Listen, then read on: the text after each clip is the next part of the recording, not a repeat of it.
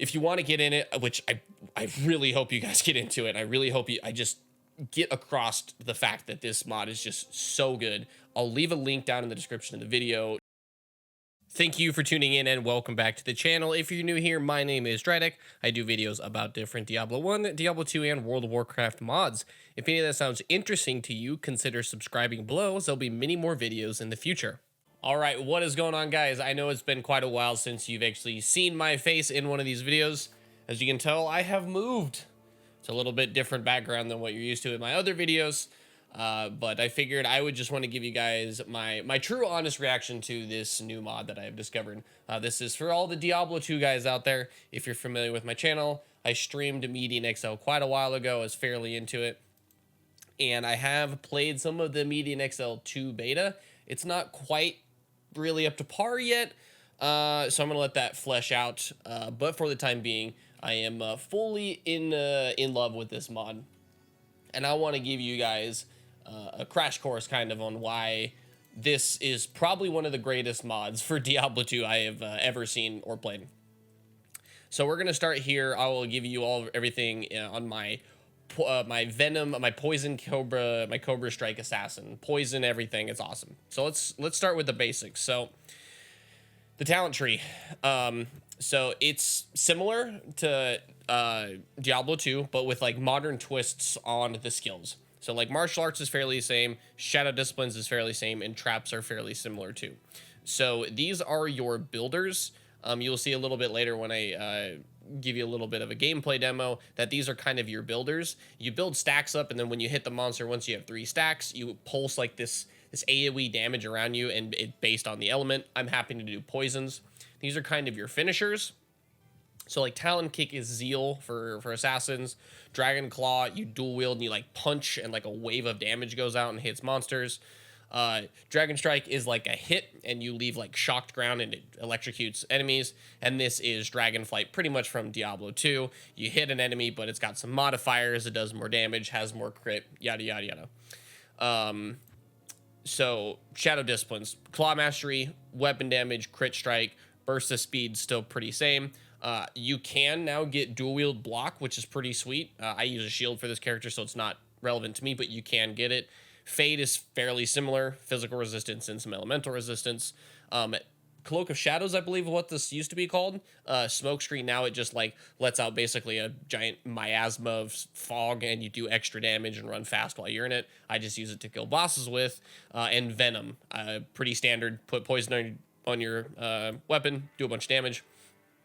Traps are fairly similar too. You got some of the originals like Firebomb, Shockweb, Charge Bolt Sentry, Wake of Fire, Lightning Sentry, and Death Sentry, all pretty much the same.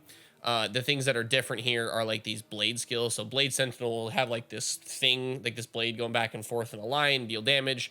Blade Fury is like you shoot blades out of your hand at the monsters. Decent for a single target, not that great for AoE. These 3 skills are actually not in the current beta because the one after this coming out, they're either changing these completely or removing them and putting different skills in. So I actually haven't been able to test them. Meh, kind of lame. Blade Shield's cool. It has its base damage, 1,300, but it goes off of your weapon damage. So since I use poison damage, this actually helps proc poisons to things around you in a fairly large area. And in Diablo 2, you can stack multiple sources of poison, so it ramps up pretty nice for single target, and it helps with some AoE. It's really fun, and you get this cool little, effect around you. The other really big things here are the stats. So I'm level 84.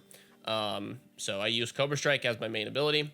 Let's go over the base stats. Strength allows the use of heavier gear. More strength. You can use ancient armors and heavy armors and whatnot. But this increases your physical damage, but this is global physical damage. So weapon damage, any kind of spells that have any sort of physical damage, anything that does physical damage in this game will get increased by strength. There are spells like the Barbarian's Avalanche that's in this is pure physical damage, and that actually increases it. Dexterity in this one. Increase critical strike damage, which is pretty sweet, and increase your chance to block if using a shield, just like in D2. In Vitality, this is really cool. So it'll show you exactly how much you gain per point of Vitality per class. I happen to get 7 here on the Assassin, and this gives you a flat hit recovery bonus percentage as well. Pretty cool for high vitality stacking builds. And energy. This one again will show you how much mana you gain per energy. I happen to get 2 on the assassin, but this increases your elemental damage, and again, that's global. So anything I think besides physical and magic damage is considered elemental damage, including poisons. So fire, lightning, cold, and poison are all base elemental damage, which will then get increased by this. So you can make things like energy stacking assassins to stack poisons or fire damage or elemental. It's really cool. You can do this with any class as long as you stack enough energy. So down here you can see attack speed, cast speed, run speed, and hit recovery. Now these values are actually true values. I don't know how the devs did it, but I have spoke with them. But basically somehow they've changed the way the base coding of D2 works, where if you get like 10% increased attack speed, it's actually true 10% increased attack speed. If you're familiar or maybe unfamiliar with how Diablo 2 as a base works, like you need a certain percentage of cast speed to break a frame breakpoint to actually see any increase in cast speed. And if you're even 1% short of that breakpoint, you will not see the difference until you reach that breakpoint. Here, the values are true. So 10% attack speed is actually 10% attack speed. Really, really cool. Some of the things they added: execution damage. So anything below 35% life will take X percentage more damage. This is a character that doesn't utilize it. It's mostly on axes and other heavier weapons. But this is really cool. So if you want to play like an MF barb or something that like has high execute damage and let your party deal the damage, then you kill them for the MF, kind of like an MF Kohler in PoE, you can do that. Really, really awesome. Now, critical strike chance. So critical strikes deal 246 damage, and my critical strike chance is 47. Now, in this game, critical strike is global. Spells, attacks, everything. It doesn't have any separate modifiers like PoE, spells, and attacks. It's all global. So if you look at something like this, the Claw, 20% increased crit chance. That's global. So this even affects spells that I could cast if I wanted to. So this critical chance is global. And if I remember right, the devs told me every single source of damage can crit, including dots. So poison stacking, ignite, bleeds, because physical can cause bleeding damage here. Anything can crit and benefits from critical strike damage, which is awesome. I love it. Cooldown recovery. So you can reduce to 75 through the tree. Certain skills are like non-spammable abilities, things that have cooldowns, but you can actually get your cooldown on those abilities to over 100% through this system and another system I'll show you right after this. So you can turn skills that are not normally spammable into spammable abilities and make builds around them. So it opens the door up for more builds than what the tree offers. Really, really cool. So defense, one of the biggest changes for this mod, and maybe you missed it, but maybe some of the keen-eye people out there, when I went over dexterity, realized there's no hit chance anymore. There's no chance to hit. There's no attack rating, which I think is awesome, personally. One of the biggest hindrances for me as far as playing games like Diablo 2 back then is melee was so hindered by attack that it kind of cornered you into playing skills that either have an always hit function like smite, or stacking AR, and then you'd sacrifice so much of your other stats. Here, defense is just physical damage mitigation, which is really, really cool. So any class can stack it, get high defense, and the physical damage against an enemy in the current area updates in your current area in real time. So if you enter a low level zone, you'll see a higher number. If you enter a higher level zone, you'll see a lower number. So this is actually reflected in real time, which is really, really cool. And then you just see the resistances down here, life, mana, like normal. So the other big thing here is this Annihilus charm. So this is kind of like the big thing. So you just notice I took something out of it. So Andiriel's soul, the greater soul. You actually socket this into your Annihilus, and you gain damage of whatever the ability of this thing is. This thing happens to unleash agony, which is like an AoE poison thing around you. It gets stronger for every soul you've collected. Now, you might be wondering, what are souls?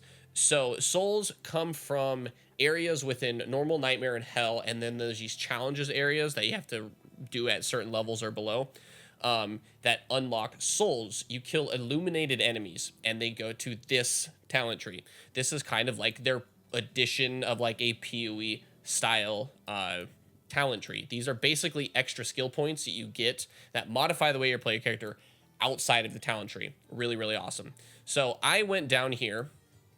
So I'm working my way actually back over this way, but what I grabbed was I went down here and grabbed this. So weight of the world, you move 25% slower, ignore the stat requirements of all items. So you don't have to put strength in your gear or in your stats if you don't need to use higher level gear. You can stack stats kind of in like an abusive way, if you ask me. And this one might be a little bit too good because every single character I've made picks this up just because it's so efficient. And the nodes around it, you may think, oh, I move 25% slower. Well, you get 30 combined run speed by getting these nodes. So not only do you move faster in the long run, you net 5 movement speed. You ignore all the stat requirements of items, allowing you to use anything you want. It's super busted. So there's like these keystones, like bigger keystones here. But then you also got like notables, 5% max elemental resistance, cooldown reduction, cast speed, flat damage mitigation, and some hit recovery. So there's like keystones, like on PoE, the travel nodes, and then the notables. I'm not going to go over every single one because this is kind of like something that I would suggest if you want to dive into this, do it yourself because it can dramatically affect the way your character plays out. Super, super, super awesome. Great system, if you ask me. It's a great addition to the game. The other big one. So gear in this game is probably one of the best gearing systems I've seen. It combines some of the Median XL stuff where you can have uniques that are low level, but you can evolve them. So looking at this shield, so Steel Clash. This is obviously very different than the normal Steel Clash, but this started out as the base shield. Just the kite shield. But I was able to upgrade not only the unique itself to give it better affixes. So like the very base one only had like a 20% chance to cast a level 20 shield throw when I block an attack. But this one, as I've upgraded it twice, it just increases the stats of the unique modifiers, but you can also upgrade the base of the item from normal to exceptional to elite. So if you have a low level unique like this one, Sparking Mail, that was a chainmail. The stats on it are crazy strong for me, but the defense is really low. So I upgraded the base of the item to a Bone Weave, making lower level uniques actually some of the most powerful uniques in the game. It is such a good system. I love it so much. So that's kind of like Median XL.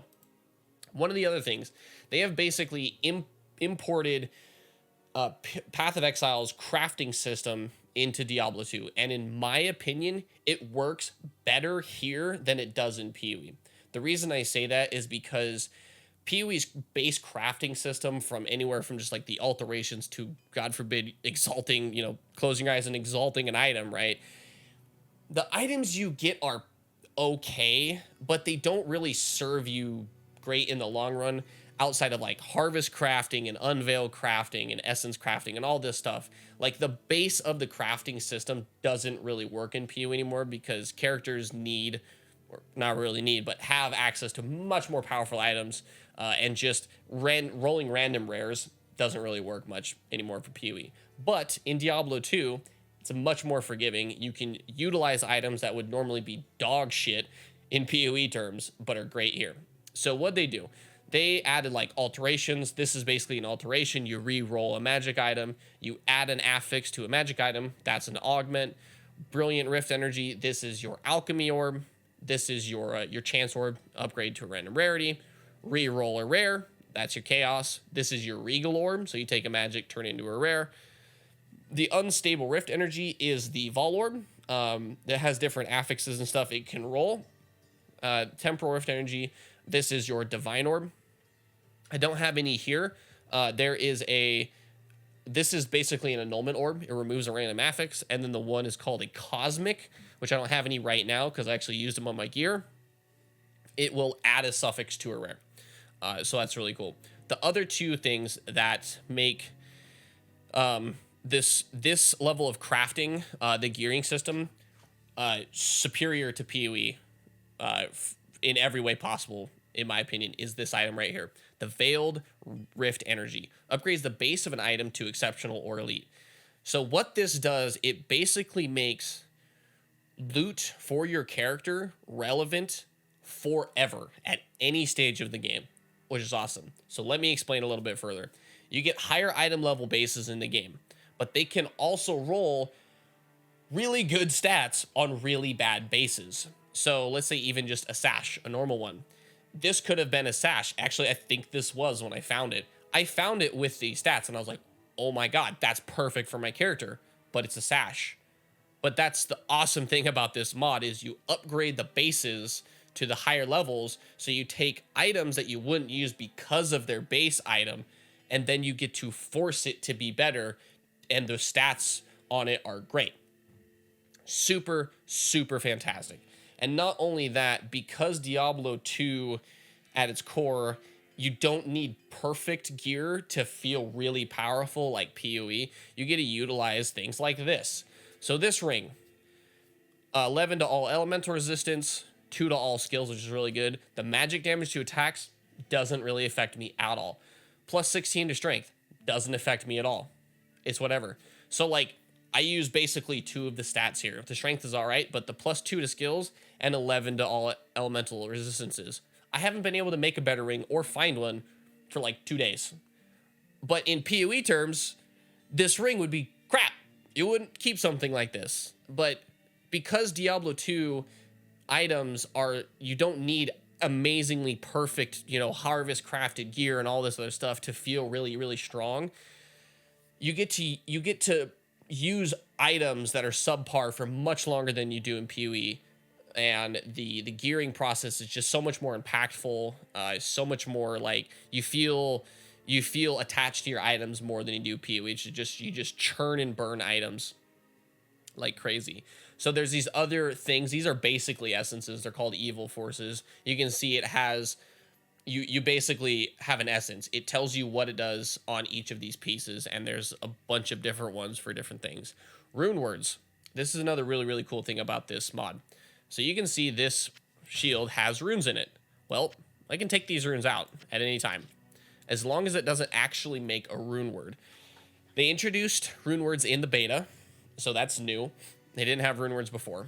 But you can take these runes, as long as they don't form an actual rune word, out and replace them at any time. The really, really cool thing about this mod specifically, let's say you want to make Breath of the Dying in a two-hander. I don't have those runes to show you, but you know, you find a good base. It's typically ethereal because it makes it indestructible, and you use it on that base. Well, not in this mod, which is one of the coolest things. You can either make a rune word from anything from a base white item all the way to uniques. So you can use it on a white, a magic, a rare, and a unique if you want. So the cool thing about that is if you make it in the white version, the plain base version, it's like the full power rune word, right? But as you go up the scale, even all the way to uniques, you still get some of the rune word, but it's like a less powerful version. So if you have this god tier rare or this amazing unique and you want to like enhance it a little bit further, you can still put rune words in it, and you just get a little bit less version of it, but you still get some of the rune words. So just like the amount of stuff you can add and modify with your gear is just, oh man, it's so good. I love it so much. So that's like the gearing process. It's just so remarkable. It's so fantastic. It makes me want to play the game for so much longer than I normally would. Really quickly, I want to show you guys some of the end game stuff. This video is, you know, dragging on to nearly 20 minutes. So in Haragoth, basically added a rift system in a way, or maps, if you will. So as you get towards the end game, you find these things called rift stones. So you go to this mysterious cellar, which is basically like the eternal laboratory, and you put in the rift stone. Once you accept it, it opens a rift, which you have 5 uses of. So think of it like 5 portals. You go in, put your buffs on, and then you get to work. So these are basically the maps of this game. So as you can tell, it's really, really dense. There are affixes and modifiers on the zone that are making this harder, just like the mapping system. If I remember right, there's 5 tiers right now, and they're looking to expand it obviously as the beta gets, you know, more fleshed out. But you get to do that as well. There's rifts. There's these things called unstable rifts. As you're playing through the game, you'll come across like a little purple rift in the game, and you click it, and monsters will start coming out. So if you're familiar with Grim Dawn, like the totem system where you click it and you fight monsters around it, and then they spawn and you kill them and you get loot at the end, same thing happens here. Really, really cool. It adds some flavor to like your leveling. You get some really good gear. They drop lots of crafting materials, crazy amounts of experience. It's just awesome, man. Like, so much of this mod is so, it feels like if Diablo 2 had like a couple years of more development, this is the kind of stuff they'd come up with. It genuinely is extremely exciting for me, and if you want to get in it, which I really hope you guys get into it, I really hope I just get across the fact that this mod is just so good. I'll leave a link down in the description of the video to the Patreon. You have to buy in to get to the beta, but man, I would highly suggest checking this out if you've been like waiting for Meeting XL2 to come out, or you're waiting for, you know, Diablo 2 Resurrected, or you've played Pluggy or some other mods. Give this one a try, man. It is just like, I love this mod. I absolutely love this mod. It's 21 minutes into the video. I'm going to wrap this up, guys. If you've made it this far, thank you again for watching this video. I appreciate it. I will see you guys in the next one. See you later. Bye-bye.